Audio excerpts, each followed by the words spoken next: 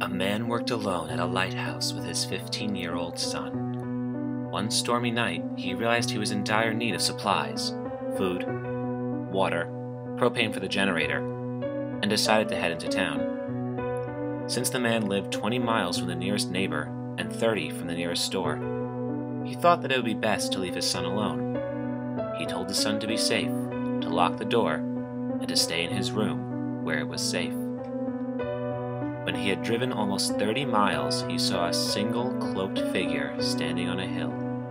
He could not make out who or what this figure was through the downpour. Eventually, as he drew closer, he noticed a long scythe, and with a clasp of lightning, he saw the hooded figure for what it really was. Frozen in fear, the car started to veer off the road. As he managed to regain control, he noticed that the figure was beckoning to him.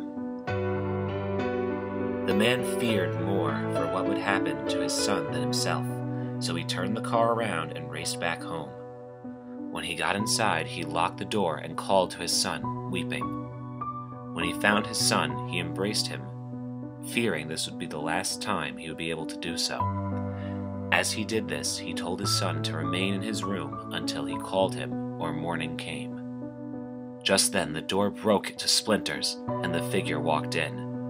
In the dimly lit room, the man could clearly see the disfigured skull and the long, sharp scythe.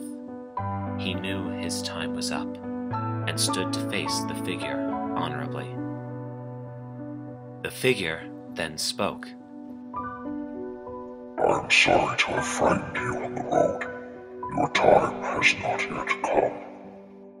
Flooded with relief, the man called to his son and asked why the figure had been beckoning to him. The figure went on to say, I merely wish to inquire where I might find your son.